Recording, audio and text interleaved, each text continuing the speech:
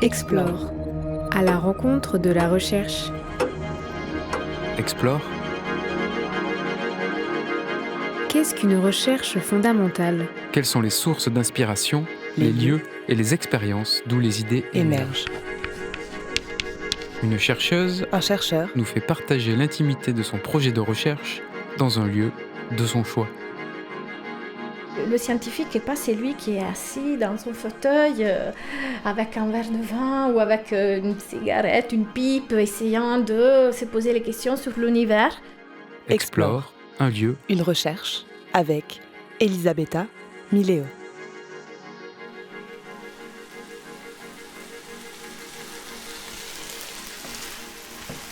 Je suis Elisabetta Mileo, je suis chercheuse CNRS et je travaille au laboratoire BIP, Laboratoire Bioénergétique Ingénierie des Protéines à Marseille.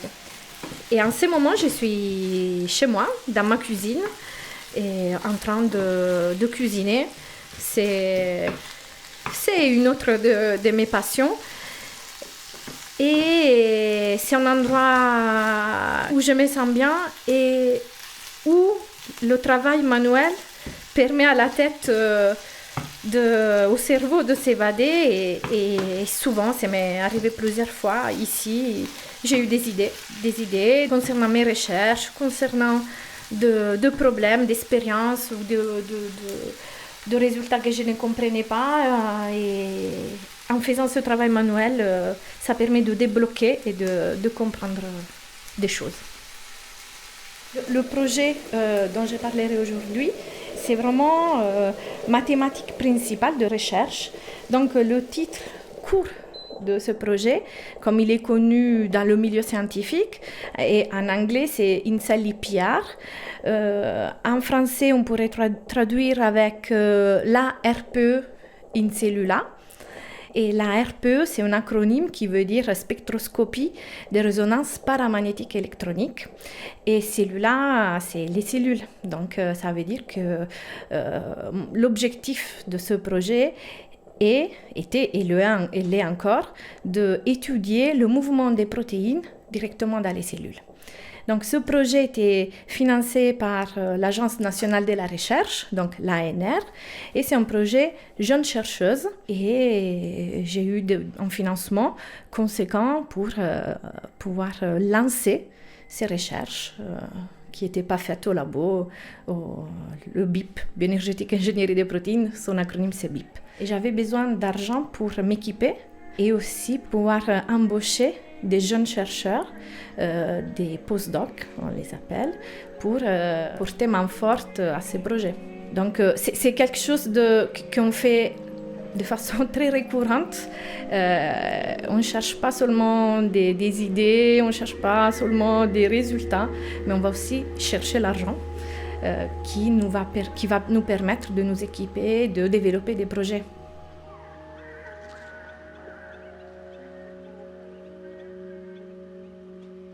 Le travail de chercheur, c'est polyvalent. On doit savoir manipuler, donc faire des expériences scientifiques, être à la paillasse tous les jours. Il faut savoir rédiger des articles, savoir du coup communiquer sur sa recherche, en général dans des communautés de scientifiques, donc avec des termes qui sont adaptés pour le milieu.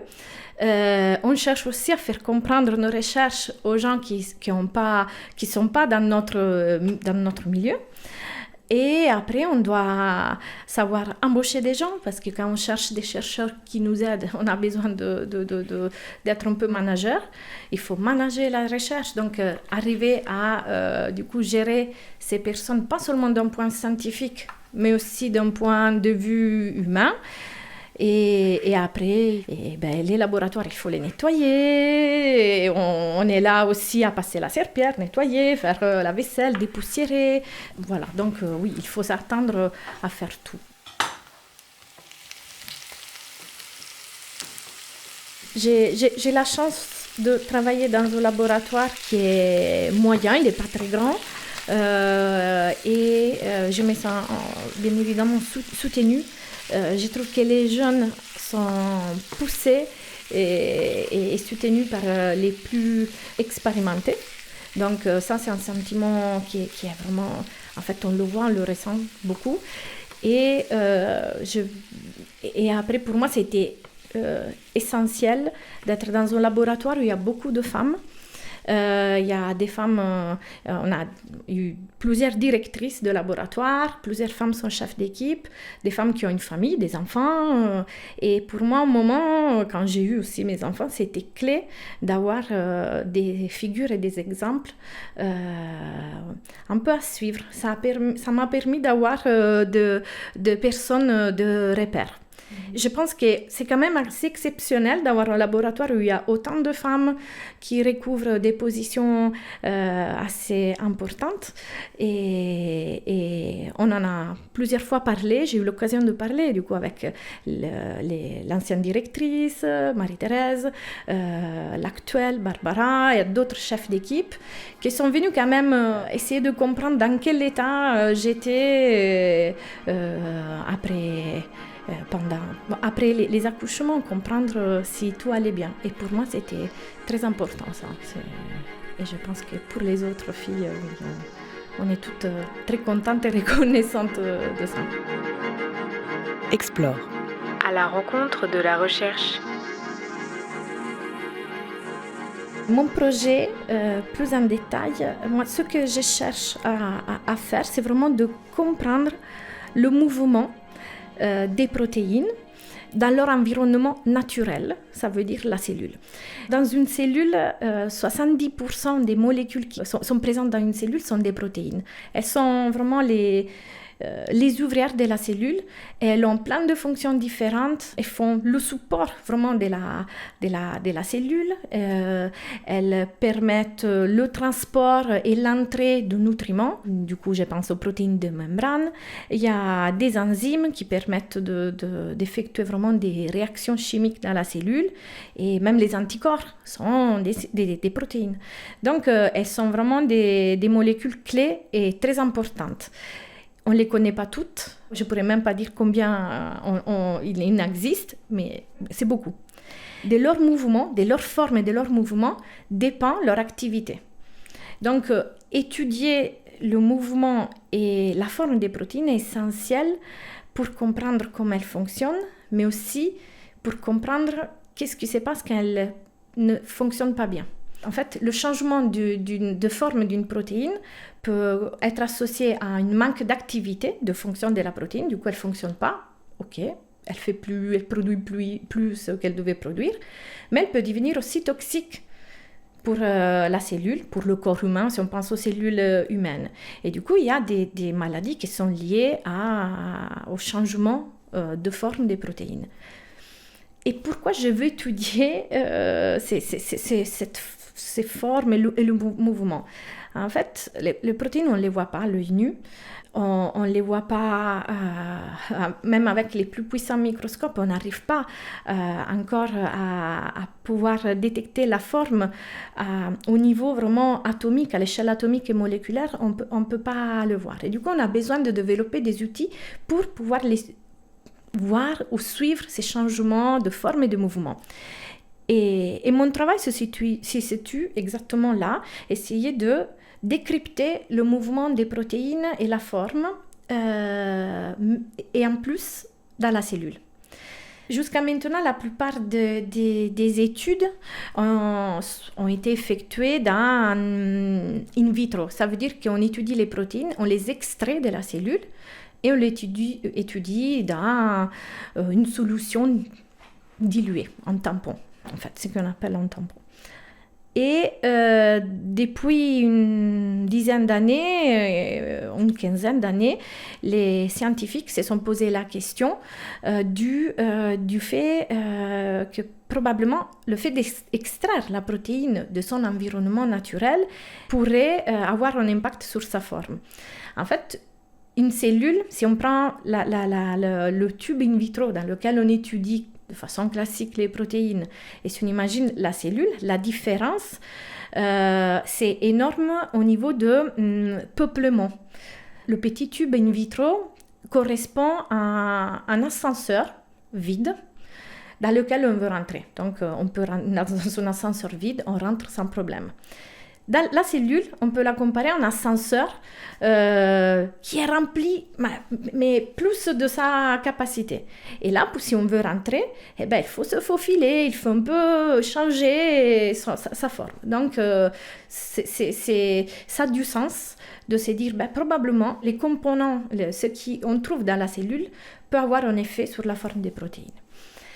Et donc, j'ai fait tout ça avec la spectroscopie, RPE, la spectroscopie de résonance paramagnétique électronique. C'est un peu l'atout de l'équipe dans laquelle j'ai été recrutée au CNRS. Et du coup, mon projet, quand je suis arrivée en 2014 dans ce laboratoire, on ne savait rien faire. On ne savait pas étudier les protéines dans les cellules. Et il a fallu, du coup, essayer de mettre en place des méthodes, de s'équiper et surtout d'apprendre des nouveaux concepts, mais surtout, je parle pour moi-même, concernant la cellule. Et du coup, j'ai mis en place des collaborations avec des chercheurs au niveau local, au niveau national, international. J'ai eu le support des ingénieurs du laboratoire, des autres chercheurs et des postdocs et des thésards que j'ai pu recruter pour faire avancer ce projet. Juste ces types d'études sont hyper récentes. En fait, la première étude de RPE, d'études de protéines in cellula par spectroscopie RPE, a été publiée en 2010. Et dans l'échelle du temps de la recherche, 2010, c'est presque il y a 2 jours, en fait. Ça veut dire que c'est vraiment très, très récent. Voilà.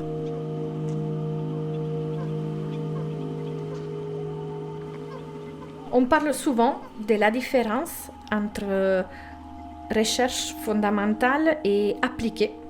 Mais mon projet se situe complètement dans la recherche fondamentale. Et qu'est-ce que ça veut dire cela ? En fait, la recherche fondamentale, c'est une recherche qui vise pas directement à développer un outil, une machine qui marche, un objet ou un médicament. Donc, c'est une recherche qui permet de comprendre des mécanismes. Dans mon cas, c'est comment les protéines changent leur forme dans la cellule ou pas dans la cellule, ou quand la cellule est malade, ou quand on stresse les cellules. Donc, c'est vraiment, j'essaie de répondre à des questionnements qui sont fondamentaux parce qu'après, ces concepts, je vais les donner à des gens qui développent, par exemple, des molécules qui permettent d'inhiber le mouvement des protéines et de développer du coup des médicaments. Donc c'est un continuum.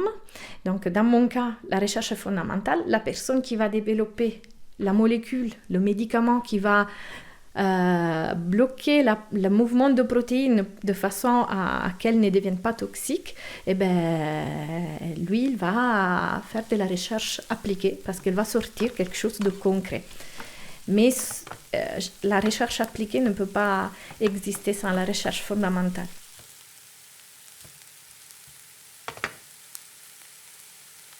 Être chercheuse, c'est absolument un métier. C'est un métier très passionnant, mais c'est un métier, on est des personnes normales, on a les problèmes de tous les jours, de tout le monde, on a une vie, des activités à côté, mais c'est un métier quand même qui a aussi une passion.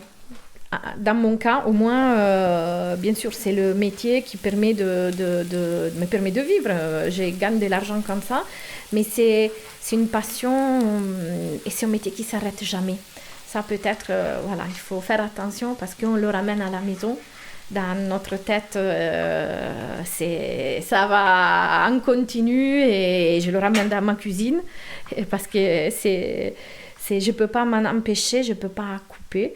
Mais absolument, c'est un métier avec des hauts et des bas, avec des choses qu'on n'aime pas trop faire et des choses qu'on n'aime plus faire. On a des obligations et Mais c'est un métier aussi qui nous donne beaucoup de liberté, parce que ça nous donne une liberté thématique scientifique. On peut vraiment choisir où aller, et au contraire, on est poussé à aller à la frontière des choses qui ne sont pas connues. Donc ça aussi, c'est super. Quand j'ai goûté à la recherche jeune, j'étais étudiante en Master 2, dernière année d'université. J'étais en méthode physique en chimie organique. Donc j'étais dans un champ disciplinaire assez interdisciplinaire. Moi, je m'étais dite jeune que je voulais aller travailler après l'université. Je me disais, la recherche, tu arriveras jamais. Et j'avais du coup décidé de faire un stage de Master 2 de à peu près 1 an. À cette époque-là, en Italie, c'était ça. Et parce que je m'étais dit, c'est une belle opportunité de faire pour une fois dans ta vie de la recherche. Mais ça m'a plu tellement que j'ai dit, oh non, j'ai goûté à la recherche quand même. Je vais faire une thèse. 3 ans encore. Tu vas t'amuser encore un peu avant de rentrer, de travailler vraiment. Parce que pour moi, c'était pas vraiment un travail, ça me plaisait tellement. Et après, j'ai reconnu que voilà, je voulais continuer, que j'avais envie d'essayer de devenir chercheuse. Donc voilà, ça c'est la petite histoire.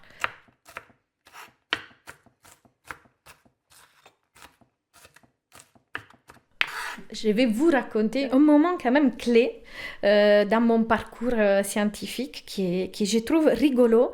Mais je pense que ça permet aussi de comprendre que les scientifiques, on rêve un peu au métier, mais le scientifique n'est pas celui qui est assis dans son fauteuil avec un verre de vin ou avec une cigarette, une pipe, essayant de se poser les questions sur l'univers. Mais des fois, il y a le hasard, et le hasard, il est hyper important, et il faut être prêt à accueillir les cadeaux du hasard. C'est hyper important. Et ce moment clé, c'est quelque chose qui s'est passé quand j'étais étudiante en thèse. Donc, je faisais mon doctorat. Ça devait être au tout début. Donc, j'étais en Italie, à l'université de Bologne. Et ces jours-là, mon chef, donc c'est mon directeur de thèse, il m'avait demandé de faire des expériences avec une molécule.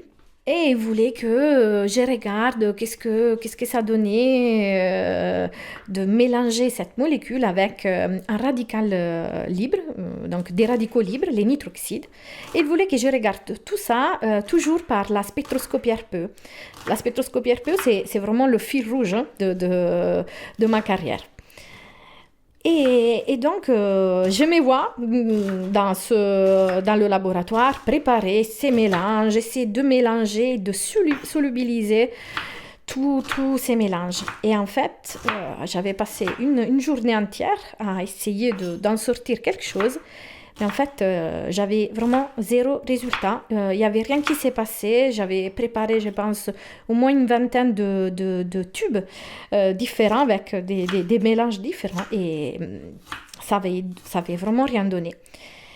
Et on avait reçu une nouvelle machine, un nouveau spectromètre RPE. Et j'avais pris la mauvaise habitude de ne pas sauvegarder tous les tests que je faisais. Il y a un orage qui éclate, c'était 19h du soir, il n'y avait pas beaucoup de monde. Bon, un orage arrive, une éclair tombe pas loin, et bon, l'électricité saute. L'appareil, l'instrument, le spectromètre RPE, il s'éteint, et avec, je perds tous les spectres, toutes les analyses que j'avais faites. Et à ce moment-là, ma terreur plus grande, c'était que j'avais rien à montrer à mon chef le lendemain. On avait réunion le matin et moi j'étais désespérée. J'ai dit, punaise, j'ai fait plein d'expériences, j'ai plus rien à lui montrer. Ça va pas le faire. Et entre-temps, le courant est revenu, j'ai rallumé le spectromètre RPE et je regarde tous les tubes que j'avais pas jetés. En fait, j'avais fait plein de mélanges et j'avais gardé tous les essais sur la paillasse. Et je me suis dit, bon, ok, j'ai tout encore à disposition, je recommence, je reprends, je ne prépare pas les échantillons, je n'ai pas envie, je vais répéter les expériences de toute façon. Il n'y avait pas de résultat, il n'y avait rien d'éclatant. Et donc, j'ai commencé à repasser tous les tubes, à reproduire les mêmes analyses pour avoir des spectres, du coup, des données réelles à montrer à mon chef. Et en fait, en repassant déjà le premier échantillon, j'ai vu que quelque chose s'était passé. En fait, les molécules que j'utilisais avaient besoin de temps pour se solubiliser. Et en fait, je venais de trouver un assemblage moléculaire particulier de molécules qui s'orientent dans l'espace d'une certaine façon, à donner des spectres un peu assez traits. Et pour les molécules de départ que j'utilisais, c'était assez intéressant. Et donc, grâce à l'éclair qui est arrivé, j'ai pu démarrer une nouvelle thématique au laboratoire où j'ai travaillé. Donc, c'était vraiment le hasard qui a ouvert une thématique de recherche, ce moment-là.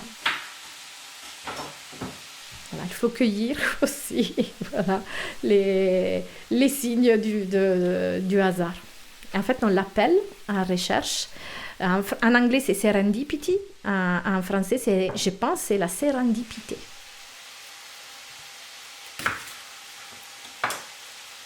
Explore, un lieu, une recherche avec Elisabetta Miléo. Explore, à la rencontre de la recherche. Explore, un lieu, une recherche. Une série pour plonger dans un projet de recherche financé par l'Agence nationale de la recherche et présenté dans le cadre du festival Explore 2024. Le festival Explore 2024 a lieu du 27 mai au 2 juin à Marseille. Il est organisé par Aix-Marseille Université et la délégation Provence et Corse du CNRS en partenariat avec Centrale Méditerranée et l'INSERM. Plus d'informations sur le site web. Explore, un lieu, une recherche. Une série réalisée par Radio Grenouille Euphonia.